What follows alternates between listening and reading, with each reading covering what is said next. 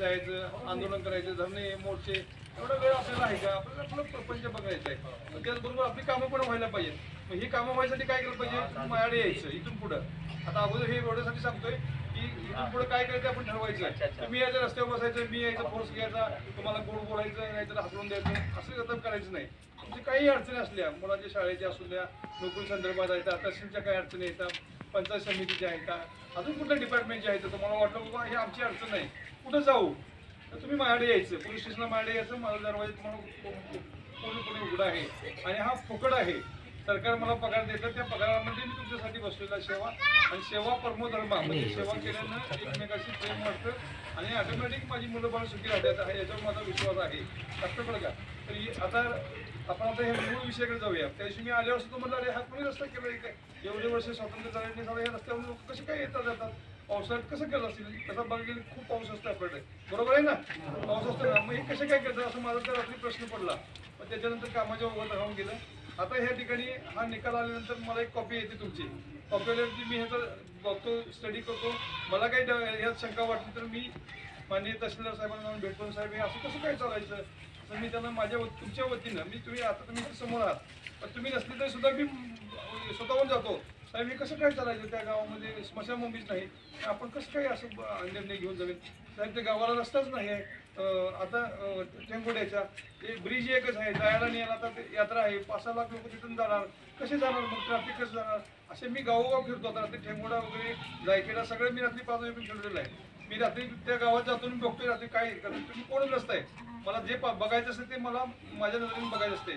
त्याच्यामुळं यासाठी आवश्यक आहे की मी असं तुमच्या अगोदर हे अडवून लावतो. मी स्वतः शेतकऱ्याला म्हणलं, माझ्याकडे आला होता तो, मी त्याला बोलून घेतलं, म्हणलं अरे असं कसं काय चालू त्याचा रस्ता, तुम्ही त्याला पाण्याचा रस्ता आहे म्हणजे. ठीक आहे, आता हा सरकारी कागद आहे, याच्या पुढं मी काही बोलणार नाही, कारण हा मला सुद्धा मान्य आहे.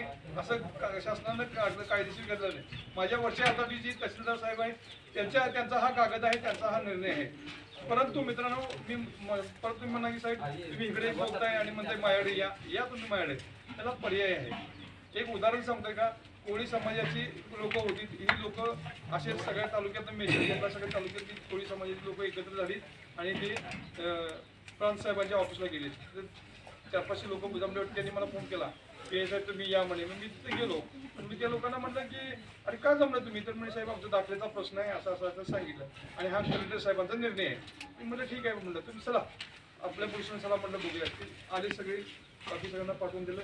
5-6 लोक जी पुढे धडपडणारे कार्यकर्ते होते त्यांना घेऊन बसलो, त्याच्याशी बैठक केली, विषय मी समजून घेतला आणि त्यांना म्हटलं ठीक आहे ना, हा विषय प्रांत साहेब जर करू शकत नाही तर तुम्ही कलेक्टरकडे जावा. मी या सोमवारी मिळून मी फोन लावून सांगतो. सोमवारी सकाळी आले इथं, मी कलेक्टर ऑफिसला फोन लावला. मी सुदैवानं 1 वर्ष मी नाशिकला हे सगळ्या कार्यालयामध्ये तिथे मी इंचार्ज होतो. हे धरणे, आंदोलने, मोर्चे, तुम्ही जे पायी मोर्चे चालतात, बिराड मोर्चे चालतात, याचा मी तिथं अधिकारी होतो, त्यामुळे मला सगळं माहीत आहे. त्यामुळे मी इथून कलेक्टर साहेबांशी बोललो. कलेक्टर साहेब म्हणजे द्या पाठवून. इथून ती गेली. कलेक्टर साहेबांनी सांगितलं साहेब हे तुमचा निर्णय आहे, या निर्णयाच्या विरुद्ध तुम्ही तुमची लोक मदत करतायत, काय करायचं?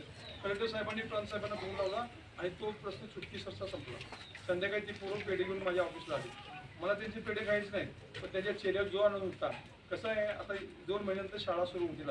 यावेळी आता इलेक्शनचं काम संपलं की शाळा सुरू होतील. कुणाला हा दाखला पाहिजे, जातीचा तो दाखला पाहिजे, ते दाखले त्यांना वेळेवर मिळायला पाहिजे. त्यावेळी झुंबड होते आणि त्यावेळी जर निर्णय झाला नसेल तर त्यांना दाखले कुठले मिळतील? प्रश्न छोटा आहे, परंतु सामाजिक सगळ्या तालुक्यातल्या त्या कोळी समाजाचा प्रश्न होता.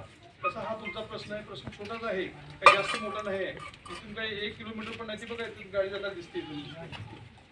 हा थोडासा जो रस्ता आहे याबाबत मी आता इथून गेल्यानंतर मी साहेबांना 2 वेळा फोन लावला, पण साहेब इलेक्शनच्या मीटिंगमध्ये आहे. पण मी संध्याकाळी पण तुम्हाला पाटलांना मी सांगतो की मी आता तहसीलदार साहेबांशी जाऊन ह्याच्यावरती बोलतो आणि ह्याच्यामध्ये अपील करायची मुभा आहे. लक्षात आलं का? हे आज झालं एवढं म्हणून संपलं असं नसतं. या त्याच्यावर फक्त आपण लढत राहायचं आणि काय त्याला जास्त पैसे लागत नाही. तुम्ही एक कागदावरला टाईप करून घेऊन आपण तिथं देऊ शकतो. हाताने लिहिलं माझ्या तर मी होतं हाताने द्या, तुम्हाला काय करत नाही. ज्या तुम्ही 4 वेळी काय लिहिलं त्या अधिकार प्राप्त होतो काय आवश्यक आहे. काय का सगळे उन्हात बसल्यात, मला नाही आवडलं. आता पर्याय 5 मिनिटं फक्त बसा. तर याच्याबद्दल काय फायनल निर्णय झाला असं तुम्ही समजायचं काय कारण नाही. कसं झालं काय, हा निर्णय म्हणजे फायनल नाही. आता तुम्ही इकडून खालून आता आपण आलो त्या बाजूनं, आता 1-2 महिने ठीक आहे, 2-2.5 महिन्यानंतर पाणी येईल. पाणी आल्यानंतर मग काय करायचं? हा ऐका ना, तर ते ही काढलेली वाट ही व्यवहार्य वाट नाही की काय मी मान्य करणार नाही, तुम्ही काय मीच मान्य करणार नाही. कारण कोण वाहून गेलं तर मलाच माणसाला बघायचं आणि मी माझी माणसं वाहून द्यायसाठी बसलेलो नाही. लक्षात आलं का? मी तिथं कुंपण घालून दिली, पावसाळ्यात तिकडे कुणी जायचं नाही म्हणून बॅरिकेडिंग करीन. तसं आम्ही पंढरपूरला वगैरे करतो की नदीला पाणी जास्त आलं की बाबा तिकडे वाहून जाऊन म्हणून करतो, ते मी करीन. मी माझी माणसं गमवायच नाहीत आपल्याला किरकोळ करण्यासाठी. लक्षात आलं का? अरे बाबा, आता राहिला हा रस्ता, पाणंद रस्ता आहे. या पाणंद रस्त्याबद्दल तहसीलदार स्थळ निरीक्षण म्हणजे त्या ठिकाणी स्पॉटवर व्हिजिट केलेली आहे. त्यांना काय आक्षेप आहे हे आता गांभीर्य त्यांना माहीत नाही आहे. असं याच्यामध्ये इकडून असं करून जायचं, एवढा वेळ हल्ली राहिला तुम्हाला नाही, आम्हाला नाही, कुणाच वेळ राहिलेला नाही. पण ही जागा पर्यायी जागा पाणंद रस्ता आहे म्हणून हा रस्ता त्यांनी नाकारलेला आहे. परंतु आता आपण आहे ती लोक यांच्याशी घेऊन मी इथं प्रांतसाहेबांच्याकडे आजच्या आज अपील दाखल करू आपण, किंवा हा रस्ता आम्हाला आहे, ज्यावेळी होईल त्यावेळी होईल, तो भाग वेगळा, काम साधारण आज ना उद्या होईल.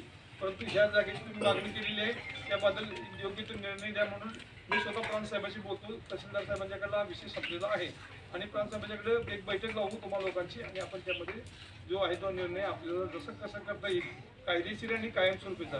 कसं आहे तुम्हाला मित्रांनो सांगतो का, आता या ठिकाणी प्रांतसाहेब आले, त्या शेतकऱ्याची बैठक झाली, त्याला काहीतरी इकडं तिकडं उलट फेरफार करून दिले आणि मग त्या ठिकाणी त्यांनी वाट दिली. पण ती वाट नुसती असून उपयोगाची नाही, कारण नावं ते वाट त्याची असते. त्यामुळे त्यात निधी कुणाला टाकता येत नाही. आपली जे लोक आहेत ना, राष्ट्रीय निधी आहे तो त्यात टाकता येत नाही. ती सरकारची एक पाहिजे किंवा कोणाला ती ग्रामपंचायतीला कोणीतरी दान केली पाहिजे. तर या सगळ्या गोष्टी ज्या आवश्यक आहेत त्या आपण सगळ्या करू. तुम्ही काही पॅनिक व्हायचे कारण नाही, कोणीतरी बाहेर नाही येणार आणि तुम्हाला भडकवून आपल्याला तिथे राहायचं आहे. आणि आता मी येणार म्हटलं परवा की आपण सगळे याच्यात जाऊया. आपली पोरं आहेत ना, आपल्या पोरांना शाळा शिकतात, नोकऱ्या कशा मिळतील, 1000 नोकऱ्या आहेत तुमच्या लोकांसाठी. पण तुम्ही नोकरीचा तो मार्गच तुम्हाला सापडायला तयार नाही. नुसतं आंदोलन करायचं, दारू प्यायची, भानगडी करायच्या, एवढंच आहे. पण माझी विनंती आहे तुम्हाला, परवा अजमेर संस्थानाचा एक मुलगा आहे, आपल्या अजमेर संस्था माहिती आहे ना, अजमेर संस्थानाचा मुलगा आहे, त्याचं फॉरेस्टमध्ये सिलेक्शन झालं. परंतु त्या गावामध्ये काहीतरी भानगड झाली आणि सगळे गाव उठले आणि जाऊन दगडफेक केली. किती 2016ला, त्यावेळी एक गुन्हा दाखल झालेला आहे. आता तो 2016 आहे ना, आता आम्हाला वरून विचारणं होते नोकरी तर हा माणूस कसा आहे बाबा.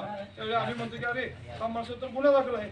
मी ते सगळ्या अजमेर संस्थानला मी गाडी काढून गेलो, त्यांना विचारतो कसला गुन्हा दाखल आहे, काय असं मोठं काही करत. ते म्हणजे साहेब नाही, ते शाळेची भानगड जाते, पोरगी रडत आम्ही सगळे गेलो आणि तिथे मास्तरला मारला, दगडफेक वगैरे केली, गुन्हा दाखल झाला ना. खरं असो खोटा असो तो भाग नंतर, तो अजून निर्णय नाही. कारण त्यामध्ये 20-25 लोक आहेत, 25 घरची एका घरातली 4 माणसं आता मी गोळा केलं तर मगाशी व्हायला तयार नाही. म्हणजे 25 माणसं गोळा होईल तर तो कोर्टात निकाल लागत नाही. पर्याय काय होते, आपल्याच एक समाज बांधव आहे, त्याला नोकरीला अडथळा आला आहे, त्याला हजर करून घ्यायला तयार नाही का, त्याच्यावर गुन्हा दाखल आहे. तो पण या गुन्ह्याची काही निर्गती